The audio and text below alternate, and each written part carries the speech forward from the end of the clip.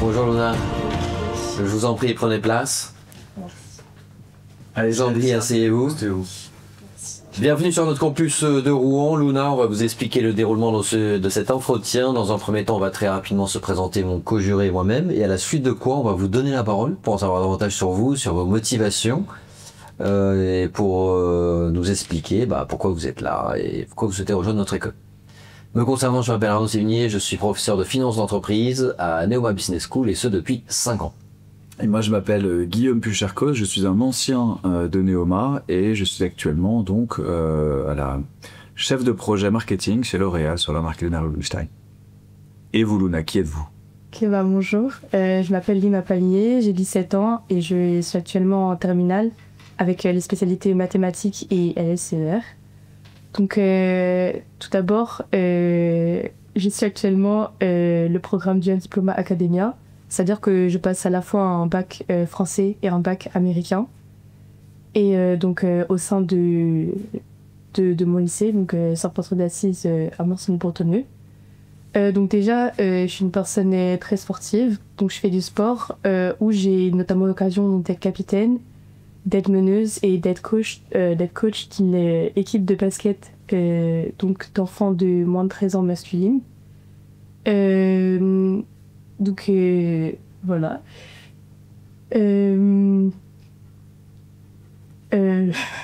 Allez-y, pas de problème, on vous écoute, Excusez-moi. Donc ensuite, le fait d'être au contact des gens et d'être avec les autres, c'est très important pour moi. Donc c'est pour ça que pour mon projet professionnel, je souhaite qu'on puisse combiner ces deux dimensions. Donc en envisageant à court terme donc le métier de chef de projet au sein d'un service de communication de grandes entreprises comme Amour Export Organisation ou GL Events. Donc voilà. Donc c'est pour ça que je vais aujourd'hui intégrer le BBA de Neoma. Donc tout d'abord pour l'aspect professionnel à travers les nombreux stages, ensuite avec les nombreuses compétences que je pourrais acquérir, notamment à travers les cours enseignés ou alors la spécialisation au semestre 7, donc futur marketing, et ensuite la possibilité de partir faire un échange d'1 ou 2 semestres à l'international. Donc idéalement aux États-Unis, dans l'université San Francisco State University, qui pour moi un pays donc qui se développe beaucoup dans l'innovation, notamment dans le domaine sportif. Ok. Et donc au niveau associatif, donc j'aimerais m'investir donc au sein du bureau des sports de votre campus, ainsi que dans l'équipe féminine de basket. J'ai également vu qu'il y avait l'association Cheer Up dans le campus de Reims. Et donc, si j'ai l'opportunité et l'honneur d'intégrer votre école, j'aimerais pourquoi pas instaurer cette association au sein du campus de Neoma. Donc voilà. Et ensuite, j'ai le sens de l'initiative et l'esprit d'équipe, donc notamment en étant coach donc d'une équipe de basket, et également le suivi du programme Dual Diploma Academia me permet de développer des qualités d'organisation, de rigueur, d'autonomie, et donc ces qualités que je pourrais ensuite réinvestir au sein de notre école. Donc voilà, donc voilà. Je suis prête à répondre maintenant à vos questions. Merci pour cette présentation, Luna. Est-ce qu'il y a des événements que vous rêveriez d'organiser, des événements sportifs? Dans un rêve un peu fou. Ce serait avec une dimension plutôt internationale, donc vraiment, voilà. Mais pourquoi pas organiser des événements de basket comme le All-Star Game, ou alors à plus grande échelle des matchs de NBA. Aux États-Unis ou en France, Will? C'est principalement aux États-Unis. Après, il y a 2 matchs par an en France, mais sinon, oui, aux États-Unis. Et vous en pensez quoi, ça, justement, le fait qu'il y ait de temps à autre un match de NBA qui est organisé en France ou avec des stars de NBA? Pourquoi ils font ça? Quel est l'intérêt de le faire? Bah, je trouve que c'est une très bonne chose parce que ça permet déjà aux fans de basket de pouvoir être présents quand on a un événement. C'est-à-dire pour ceux qui n'ont pas l'opportunité de pouvoir voyager, de pouvoir partir à l'étranger, ça leur permet, même si le coût reste élevé, de pouvoir avoir l'opportunité de participer à un match. Et je trouve que c'est une bonne manière de aussi rassembler les gens, parce que le sport, ça permet d'intégrer et de fédérer les individus entre eux. Donc je pense que c'est une très bonne chose. C'est qui votre joueuse de basket préférée? C'est Gabby Williams. Gabby Williams? Oui. Alors moi, je n'y connais rien au basket. C'est qui Gabby Williams? Et pourquoi c'est votre joueuse préférée? C'est une joueuse qui joue à Seattle, donc en WNBA, qu'elle a notamment joué pendant les Jeux Olympiques. Et donc, voilà, c'est une joueuse... moi, je trouve que c'est une joueuse remarquable. Déjà elle va être très active donc, sur le terrain, c'est-à-dire qu'elle a aussi... elle va oser aller au panier, elle va oser lever la voix pour donner des conseils, mais aussi pour dire à ses joueuses de se placer ou des choses comme ça. Et donc voilà, en tout cas, moi je trouve c'est une joueuse inspirante et voilà, je prends exemple dans mon jeu, mais aussi dans ma manière de coacher, notamment avec en tant que coach de basket, mais en tant que joueuse également. Voilà, je vais prendre exemple et... Comment vous prenez exemple sur elle? De quelle manière? On dit je prends exemple sur elle pour sa manière de coacher. Parce qu'elle est capitaine de son équipe, c'est ça? Non, elle n'est pas capitaine. Non, elle n'est pas... Mais elle est joueuse, mais elle a un rôle plus important. Enfin, elle est très présente sur le terrain. Et vous avez déjà levé la voix comme elle, comme vous dites? C'est vrai que je vais pas être la personne qui, en tant que coach, qui va me mettre en avant, mais je vais plutôt, quand il faut dire quelque chose, je vais donner des conseils, je vais essayer d'aider, en tant que capitaine notamment, d'aider l'équipe à progresser et à atteindre un objectif commun. Et donc pour ça, oui, je vais pas forcément lever la voix d'une manière agressive, mais j'ai plutôt essayer de comprendre les besoins de chacun, pour qu'après elle puisse évoluer dans une atmosphère plutôt bienveillante. Tout à l'heure, vous m'avez parlé du marketing. C'est quoi le marketing? Si vous deviez le définir, vous diriez quoi? Le marketing, après, ce que je vais plutôt faire, c'est plutôt dans la communication plus que le marketing. D'accord. Alors, comment est-ce que vous définiriez la communication dans le secteur de l'événementiel? Ça consiste en quoi? Par exemple, si je prends le métier de directeur communication, qui est pour moi un métier que je pourrais envisager à long terme, c'est donc pouvoir superviser, pouvoir piloter en fait la stratégie de marque d'une entreprise ou la stratégie de communication. Et en fait, elle va incarner un peu l'image de l'entreprise. Donc, ils vont gérer toutes les choses autour. C'est quoi les différents canaux de communication? Imaginons que la NBA vous appelle, vous travaillez à la fédération sportive de basket en France, et vous disent voilà, on aimerait bien un peu importer, ou en tout cas faire connaître davantage la NBA sur le sol français. Et vous êtes en charge de la communication de cet événement, un match au All-Star Game en France. Quels sont les différents canaux de communication que vous pourriez utiliser pour promouvoir cet événement? Ça peut se faire de différentes manières, que gère par les médias. Ouais. Voilà, parce que les médias, c'est un... C'est quoi les médias? Enfin, vous pensez à quoi? Qu'est-ce que Moi, vous je appelez pensais plus aux réseaux sociaux, qui se développent beaucoup à l'heure d'aujourd'hui. Et voilà, qui permettent notamment, si on fera l'événementiel, de faire part d'un événement, de transmettre des informations au public. Et donc, voilà, donc je pense surtout aux médias. Après, ça peut être par la presse notamment, des moyens de communication plus anciens. Mais voilà, en tout cas, je pense qu'aujourd'hui, les réseaux sociaux, ça reste le média le plus utilisé en termes de communication et qui va beaucoup se développer dans les années. Et vous utiliseriez lequel pour toucher cette cible des fans de basket selon vous en France et pourquoi? Quel réseau social à votre avis le plus approprié? Je sais pas s'il y a un réseau social approprié pour communiquer efficacement, mais pour toucher, on va dire que le basket c'est pour les 15-25, à votre avis, est-ce que c'est davantage Facebook? Ok. Parce que ça touche justement des jeunes, voilà, d'une génération plus jeune. Donc je pense que les jeunes sont généralement plus souvent sur Instagram que sur Facebook, donc je crois que c'est plus pratique en termes de... Plutôt que TikTok, pourquoi? Car encore plus jeune TikTok, non?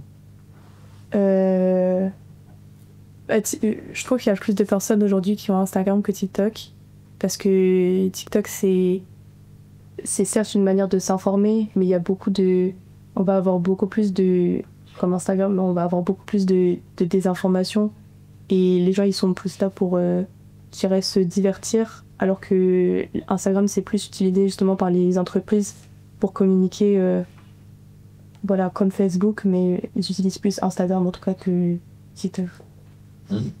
Ok, donc moi j'aimerais revenir sur votre manière de coacher, de coacher les U13 notamment, ce que vous avez dit, ceux qui ont moins de 13 ans. Oui, les jeunes de 11 à 12 ans. Et alors, est-ce que vous les avez entraînés pour des tournois spécifiques? Est-ce que vous avez gagné des tournois avec eux? Qu'est-ce qu'ils diraient de vous, les jeunes? Si vous avez parlé de vous, on leur disait, voilà, Luna, c'est quel type de coach? Est-ce qu'elle est gentille? Est-ce qu'elle nous a fait améliorer nos performances ou non? Elle dirait quoi? Déjà, c'est pendant la période de championnat. Donc, je suis coach de basket depuis la rentrée septembre. Donc, ça a raison d'un entraînement par semaine avec un match de week-end, donc pendant la période de championnat, qui se termine là à la rentrée. Et donc, ce rôle de coach, ça m'a permis de gagner en confiance et de prendre de l'assurance. Donc, certes, au début, j'étais plutôt effacée, mais justement, voilà, cet investissement, il m'a permis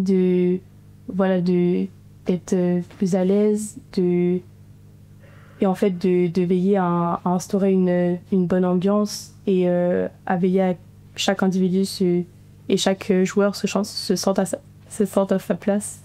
Donc voilà. Et... Quand il y a des disputes, vous les gérez comment? Quand il y a des tensions. Ouais, des tensions entre deux jeunes qui veulent peut-être le poste de capitaine et qui se disent moi je suis meilleur que toi. Comment vous réagissez à ce moment-là? Coach, plutôt être à l'écoute pour essayer de comprendre les idées de chacun et ensuite d'essayer de proposer des solutions.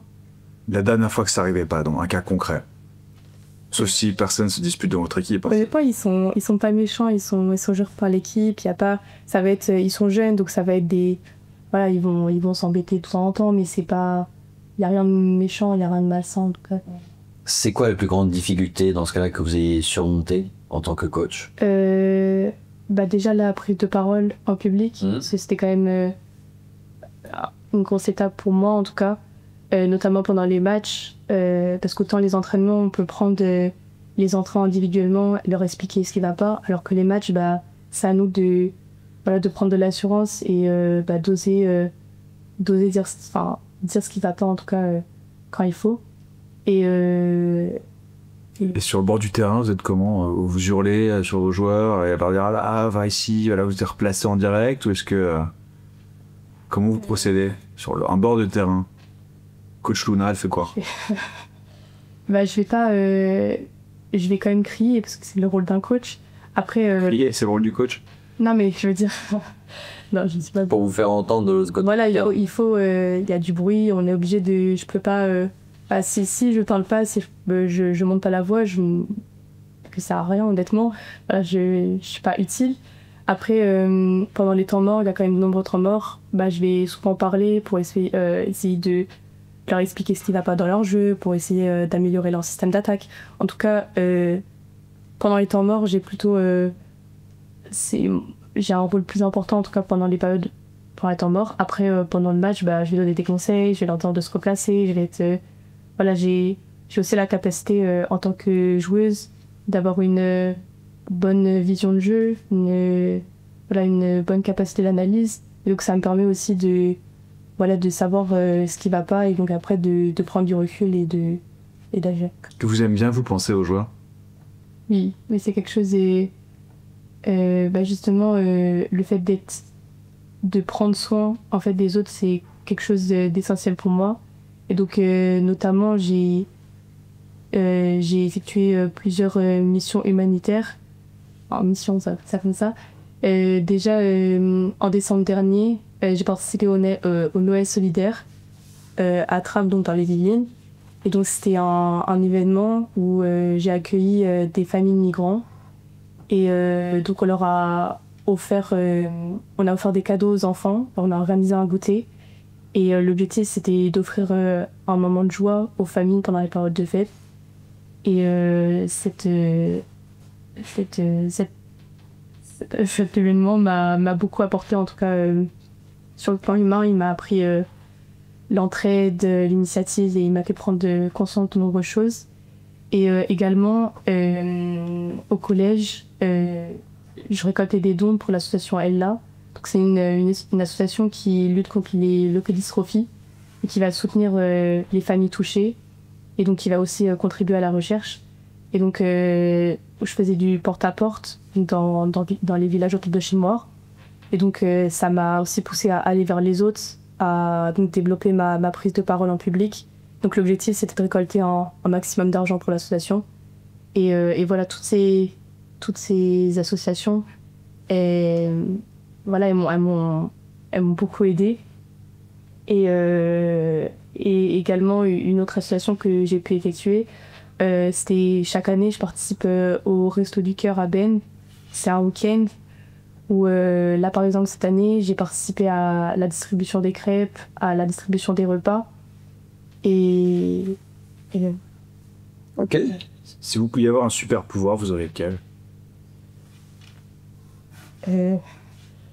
Un super pouvoir, et j'aurais dit À part jouer comme Michael Jordan.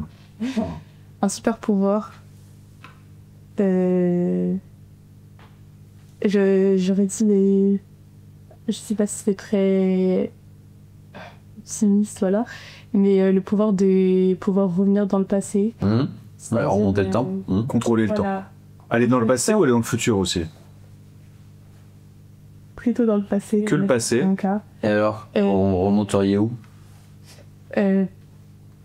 Remonter où plutôt je dirais des souvenirs d'enfance, voilà, c'est parce que je suis quand même quelqu'un qui me remet beaucoup en question, donc et j'aime beaucoup analyser les choses, faire attention à ce que je fais, donc justement le fait de prendre soin des autres et tout, c'est une façon, je vais essayer de faire attention vraiment à ce que je fais pour pas blesser, pour pas m'en vouloir en fait après. Et justement, le fait de revenir dans le passé, c'est pour c'est aussi un problème de confiance, donc je sais qu'il faut que je gagne en confiance par la suite. C'est notamment pour ça que je fais du coaching, que je vais participer à des associations humanitaires. Mais donc, tout ça, c'est pour aussi gagner en confiance, et je pense que c'est pour ça que je prendrais ce pouvoir. De remonter dans le temps, donc vous reviendrez à un moment de votre vie, c'est quoi, pour vous donner des conseils à ce moment-là? Je dirais aussi un moment de ma vie où j'étais plus dans l'insouciance, donc je me posais pas autant de questions, c'était pas aussi compliqué, quoi, je sais pas trop. Ok, et il y a une période de l'histoire dans laquelle vous aimeriez remonter sinon, à part votre histoire personnelle? Une période de l'histoire? Ouais. Période de l'histoire.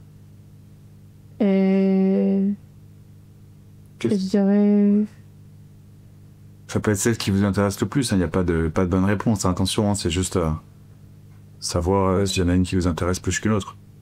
Il n'y a pas forcément de période qui m'intéresse plus que l'autre. Après, c'est vrai que la société d'aujourd'hui, c'est vrai que, voilà, notamment avec les réseaux sociaux, toutes ces nouvelles technologies, bah, ça va très vite et oui, ça peut faire peur, mais c'est vrai que remonter justement dans le passé, j'ai pas forcément une période spécifique, mais Il y a un personnage historique que vous aimez bien ou pas? personnage historique, faut savoir que je suis quelqu'un qui déteste les injustices, donc c'est vraiment une valeur qui me tient à cœur. Et donc ce qui s'est passé avec Rosa Parks et la lutte voilà, pour l'égalité, et ben, c'est quelque chose qui me tient à cœur, donc je serais tentée de choisir cette femme. Est-ce qu'il y a un fait d'actualité qui vous a marqué, Luna? Dernièrement. Oui. Alors récemment, j'ai vu un reportage dans C'est à vous, donc il y a une semaine, et donc avec une neurochirurgienne qui s'appelle Jocelyne Bloch et le professeur Courtine. Et donc en fait, ils ont expliqué leurs recherches pour en fait aider les personnes paralysées à retrouver de la mobilité. Donc en fait, ils ont expliqué différentes avancées technologiques comme la stimulation électrique ou alors le traitement cellulaire qui en fait redonne de l'espoir à ces patients en leur permettant de retrouver une partie de leur mobilité. Et voilà, c'est le reportage, en tout cas ce fait d'actualité m'a beaucoup touchée. Donc par rapport à mon investissement, notamment, comme j'ai dit précédemment, pour l'association Ella, qui était aussi des personnes en situation de handicap, ou alors récemment, donc dans le cadre d'un projet pédagogique, donc c'était les hauts lieux de mémoire, l'engagement citoyen, donc on l'a réalisé dans le cadre de mon cours d'histoire. On est parti aux Invalides pour aider les grands blessés de guerre, en tout cas pour partager un moment avec eux, pour discuter avec eux, échanger. Et donc voilà, tout ça, le handicap, c'est quelque chose qui m'émeut. Et donc quand j'ai appris ce fait d'activité, ça m'a... Ok. Ça vous a touché. Ok. Mm. Est-ce que vous avez un dernier mot à nous dire, Luna, avant de conclure cet entretien, ou une dernière question à nous poser?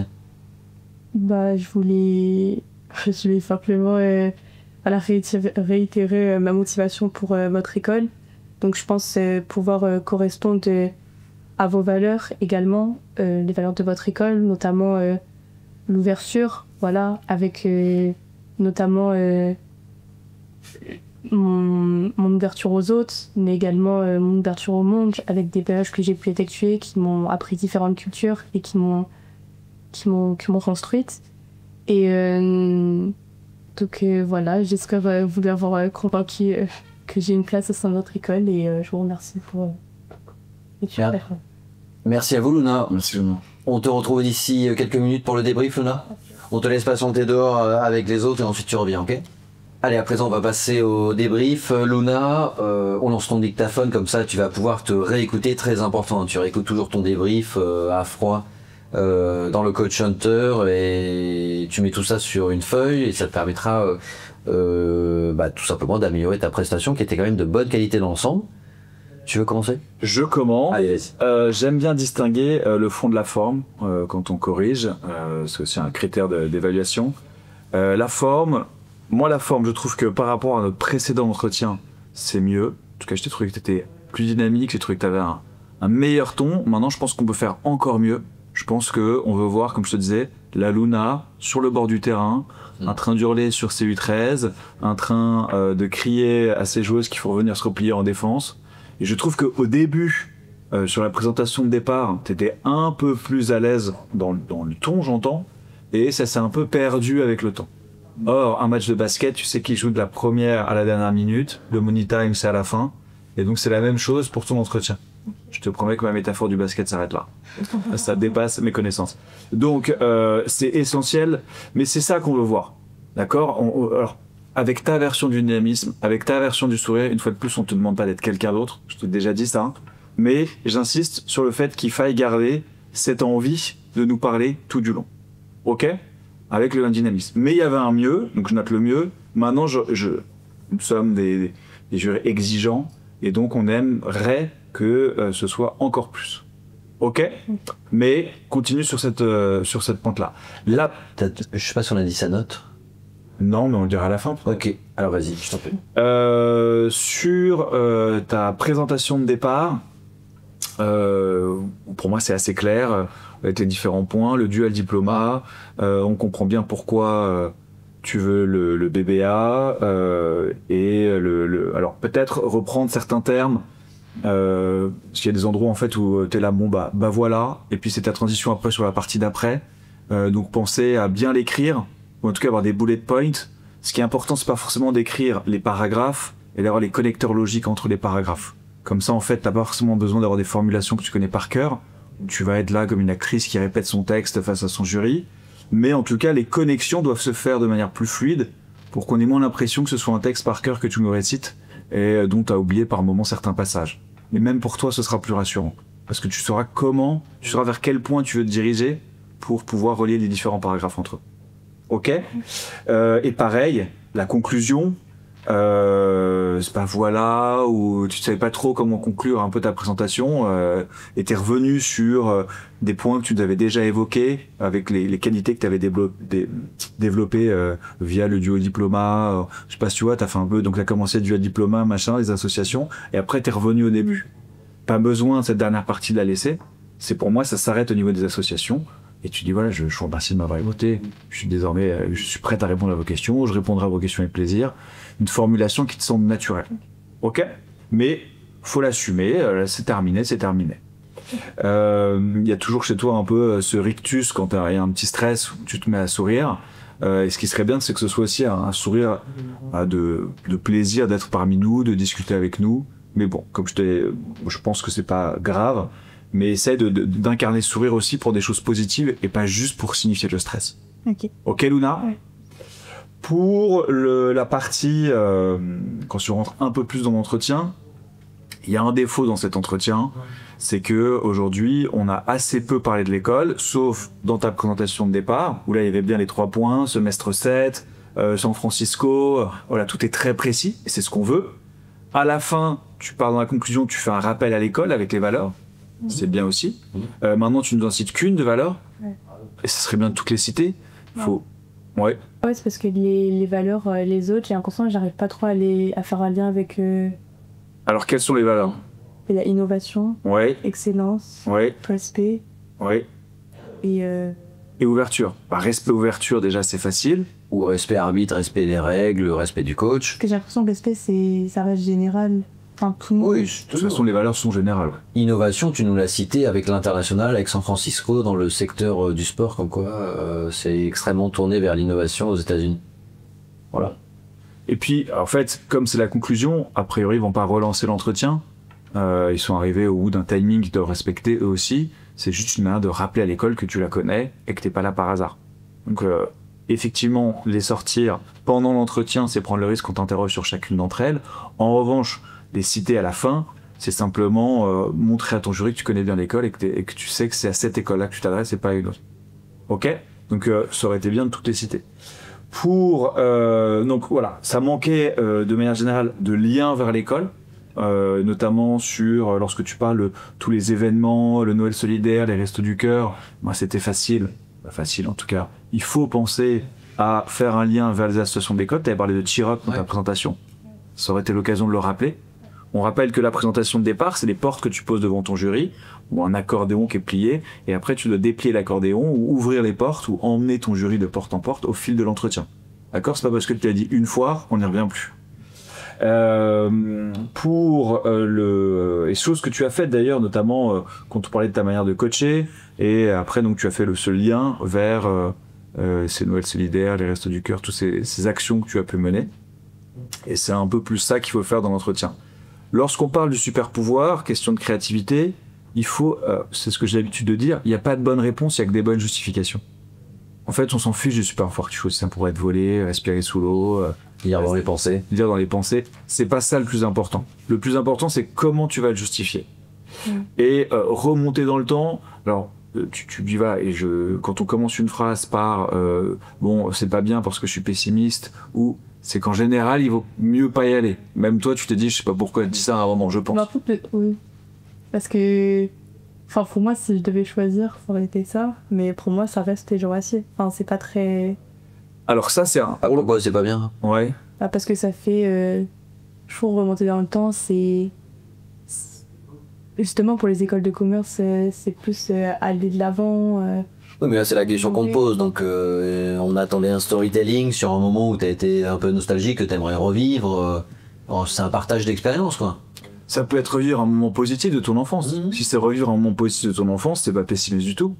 Tu peux aussi dire que t'es quelqu'un qui a un esprit familial très fort, que par conséquent t'aimerais retourner dans ces moments où vous êtes tous en famille parce que c'est des moments que t'apprécies particulièrement.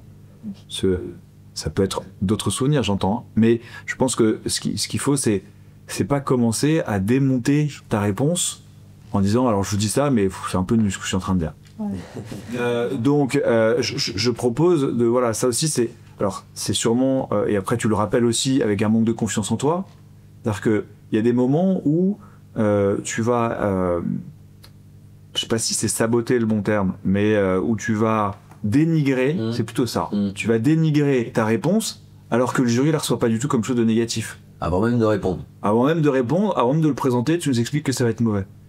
Donc là, effectivement, quand tu parles de manque de confiance en toi, c'est sûrement ce à quoi ça fait référence. Et donc, je t'inviterais à vraiment prendre confiance dans le fait que ce que tu vas dire va intéresser ton jury, à partir du moment où tu seras capable de bien le justifier. Donc, ne commence pas à dire, bah, voilà, ce que je dis, c'est nul, c'est laisse ton jury juger si c'est nul.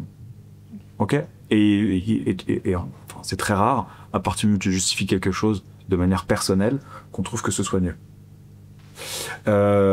Enfin, quand on te parle donc on a parlé d'une actualité. Je dis ça parce que je pense que tu auras des choses à dire aussi, donc je vais pas prendre tout le débrief. Au moment des actualités, il faut citer un fait d'actualité. On n'a pas forcément besoin de rentrer dans l'anecdotique. Voilà, j'étais devant ma télé, il était 20h, c'est à vous, j'ai regardé un reportage. C'est vraiment le fait d'actualité en question qui nous intéresse. D'accord ? Donc là, en l'occurrence, dans ton cas, c'était ce que tu aurais pu dire. Les innovations dans le secteur médical avec l'électrostimulation neuronale, des choses comme ça. Fallait pas... Bah, tu aurais pu dire, voilà, c'est une news justement sur des nouvelles techniques qui ont été développées, notamment que j'ai découvert à travers l'interview de cette personne. Et c'est très important pour moi parce que... Et que c'est une innovation dans le secteur médical. Parce que le fait de commencer par c'est un reportage dans C'est à vous, ça me décrédibilise, en fait, ça en fait plus un fait d'actualité. C'est une information que tu as appris dans le cadre d'un reportage, dans une émission qui est en plus une émission de divertissement informatique, qui est de l'infotainment. Ouais. Donc on voit très bien ce genre de court reportage de 4-5 minutes, ensuite avec l'interview probablement d'un responsable durant 15 minutes, et du coup ça en faisait plus un fait d'actualité, je trouve. Donc concentre-toi uniquement sur le fait en tant que tel, qui était bien d'ailleurs, parce que c'était lié justement à des engagements associatifs orientés par les autres, donc ça c'était bien.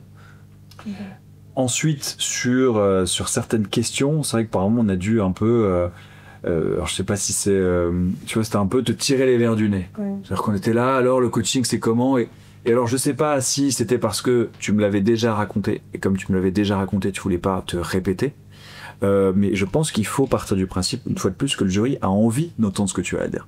On est là pour te découvrir, on est là pour savoir qui tu es, on est là pour entendre tes expériences, et donc il faut nous les raconter. Et il faut pas hésiter vraiment à donner limite trop de détails, j'ai envie de dire. Dans ton cas, n'hésite pas à nous en donner plus. Pour le listing, Noël Sud et Reste du Cœur, quand tu as fait ce long listing, c'était très intéressant. Parce que là, on pouvait t'y voir. Et en ça, moi, j'avais appris des choses que je connaissais pas. Enfin, et ensuite, Arnaud, je te laisserai poursuivre. Lorsqu'on te dit, par exemple, c'est qui ta joueuse, quelle est ta joueuse préférée, ou et que tu parles de son coaching et que développe seul, tu vois, c'est-à-dire que si tu sens qu'il y a un lien à faire, en gros j'aime bien Gabby Williams, j'aime bien son jeu, il m'inspire beaucoup, automatiquement comment il m'inspire beaucoup, ça c'est, tu dois le dire, ça doit faire partie de la réponse. Je réponds, je justifie, le justifie c'est le comment, et j'illustre, je trouve une anecdote. Comment est-ce que moi en tant que coach, comment est-ce que moi en tant que joueuse je m'en suis inspiré. Et d'ailleurs, je me rappelle, finale de Coupe du Monde, j'étais sous le panier, je me suis rappelé d'un point de Gabby Williams qui faisait ça, j'ai tenté le même move, dunk, double salto, panier, 4 points, on a tout gagné. Je caricature, t'as compris, mais c'est un peu l'idée. Surtout les 4 points. Surtout les 4 points.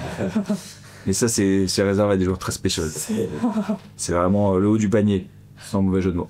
Vas-y, donc je te laisse poursuivre sur le reste du débrief, plus sur la partie projet pro, que tu affectionnes tant. Le projet pro, en effet, on va le simplifier parce que là, c'est un entretien pour rentrer au BB de Neoma, donc ils vont pas trop insister sur le projet professionnel, donc simplifie-le. Fais pas de court terme, moyen terme. On va simplement dire une seule phrase comme quoi tu souhaites travailler en tant que directrice de la communication dans le secteur de l'événementiel sportif. Et ensuite, on peut développer avec eux ce qu'est l'événementiel, ce qu'est le sport, ce que sont les missions d'une directrice de la communication. Mais le court terme, moyen terme, du coup, ça met l'autre côté. On simplifie. Je dis pas, par exemple, chef de projet au début. Non, non, je t'invente, tu le supprimes. En fait, c'est limite trop détaillé par rapport aux attentes qu'ils ont. Donc toi, ça te simplifie le travail. L'orientation est quand même claire, parce qu'on fixe toujours le cap, le fil rouge du événementiel sportif, on a le secteur. Directrice de la communication à moyen terme, c'est déjà excellent. Si en tant que lycéenne, tu dis ça, c'est topissime. Donc on simplifie, on supprime le court terme, tu gardes simplement le moyen terme. Sans dire que c'est du moyen terme. Tu dis juste que oui, tu aimerais bien un jour travailler dans parce que ton souhait actuel, c'est de travailler dans la communication, dans l'événementiel sportif, et t'atteindre un poste de directrice, ce serait un rêve. Et c'est déjà beaucoup. Il faut que tu aies les 2-3 principales missions d'une directrice de la communication. Donc ça, tu vas voir la fiche métier que tu as sur ton espace e-learning. Et tu apprends les 2-3 principales missions, les 2-3 principales qualités, du style un bon relationnel, une bonne éloquence. Je pense que le côté être à l'écoute de ses collaborateurs, parce qu'il faut travailler en équipe, être à l'écoute du marché pour avoir les tendances, les nouveautés ou les feedbacks peut-être du public, du marché, des clients, des partenaires, pour ensuite faire une communication adaptée, parce que ça c'est très important. Les canaux de communication, j'ai trouvé ça un peu light dans ta réponse, parce que qui dit communication dit quels sont les moyens que tu utilises pour faire passer ou véhiculer ton message. En effet, tu avais les réseaux sociaux, il faut que tu comprennes du coup que pour chaque réseau social, il y a un peu une cible. Donc pour faire simple, les boomers, ça va être Facebook, un peu les clivants, ça va être Twitter, les visuels, quand je dis les visuels informatifs, ça va davantage être Instagram si on souhaite cibler un 15-35. Si on souhaite cibler des plus jeunes, ça va être pour les, on va dire pour les 12-24, ça va être un TikTok ou un Snapchat. Donc selon le message que tu souhaites véhiculer et à qui tu souhaites l'adresser, il y a un réseau social qui correspond. Sinon, il y a des plus institutionnels, comme tu l'as dit, donc la presse, elle peut être digitale comme écrite, donc les quotidiens nationaux, les magazines spécialisés. Tu peux aussi avoir la télé, un énorme média, encore une fois. Davantage pour les 40-65 ans, t'as la radio. Tu peux aussi avoir tout simplement des influenceurs. Tu vois, alors, je suis pas rentré à ce point-là dans le détail, mais la question c'est est-ce que tu fais de la pub payante en ligne, est-ce que tu fais un partenariat via une marque, ou est-ce que tu fais un influenceur. Donc, on te demande pas d'avoir tous les chiffres évidemment, on te demande simplement de montrer que tu cogites là-dessus. Ouais, mais si déjà ça, tu peux le réexpliquer dans l'entretien, c'est déjà excellent. C'est le top du top pour un niveau lycée. Sur la forme, en fait, pour compléter ce que dit Guillaume, pour essayer en fait, tu as d'excellents arguments, tu as d'excellents atouts, mais je trouve que tu les amènes d'un point de vue trop descriptif. Et pas assez dans l'optique de « je vais vous convaincre ». Je vais vous convaincre que, tu vois, quand on te pose une question sur le coaching, tu nous réponds. Et voilà, mon activité de coach consiste à ça, puis parfois j'ai ça, puis il y a pas trop de conflits parce que de toute façon ils sont jeunes, donc parfois ils se prennent un peu le bec, mais ça dure pas longtemps. Sur le bord du terrain, oui, c'est vrai que parfois j'élève un peu la voix, parce que la personne est à l'autre bout du terrain, donc il faut que je me fasse un peu entendre, sinon c'est inaudible, et voilà. C'est trop, je décris les actions du coach. Et pas, j'essaie de me mettre en avant, ou j'essaie de convaincre le jury que j'ai gagné en assurance grâce à cette mission de coach, que j'arrive à convaincre mes joueurs d'adopter telle ou telle méthode, que je sais le recadrer quand il le faut. Donc dans l'intonation de ta voix, il faut qu'il y ait le côté, le message que je vous donne, il faut vraiment que vous l'imprimer dans votre tête parce que vous jurez, parce que je suis en train de vous convaincre que je suis la personne qu'il faut pour ce biblier de Neoma. Donc sois beaucoup plus dans l'optique d'être punchy. C'est un peu comme si tu parlais à tes joueurs, tu disais alors voilà, la méthode, je pense qu'il vaut mieux qu'un tel se décale, que le pivot rentre dans la raquette, ce qui permettra d'avoir des opportunités de shoot à 3 points. Ça, en fait, c'est purement descriptif, analytique. Mais tu leur transmets pas la grinta. Donc, tu vois ce que je veux dire, c'est l'énergie. Tu t'adresses pas à chacun d'entre eux. En disant, en fait, toi, tu vas faire ça à tel endroit quand lui, il fait ça. Ouais. Tu vois, il y a la théorie, et puis il y a dans la pratique ce qui se passe. Et là, toi, tu es dans la théorie, et nous, ce qu'on veut, c'est te voir toi dans l'action. Et pourquoi tu l'as dit, et comment tu l'as dit. Et pas juste, de manière générale, sur un terrain, voilà ce que je fais. C'est notamment, à tel match, c'est vraiment l'exemple précis, c'est la petite histoire qui fait la grande. Parce que tu vas être capable de nous raconter une anecdote précise, à un moment précis, sur un match précis, qu'on va pouvoir te représenter dans une action, et en te représentant dans une action, on va pouvoir t'attribuer des qualités qui sont liées à cette histoire que tu décris, au-delà de l'événement que tu décrivais. Okay. Donc soit beaucoup plus punchy, soit beaucoup plus rentre-dedans, soit beaucoup plus dans l'optique de te mettre en avant et de convaincre le jury que t'es la bonne personne, et être moins je réponds aux questions de manière descriptive.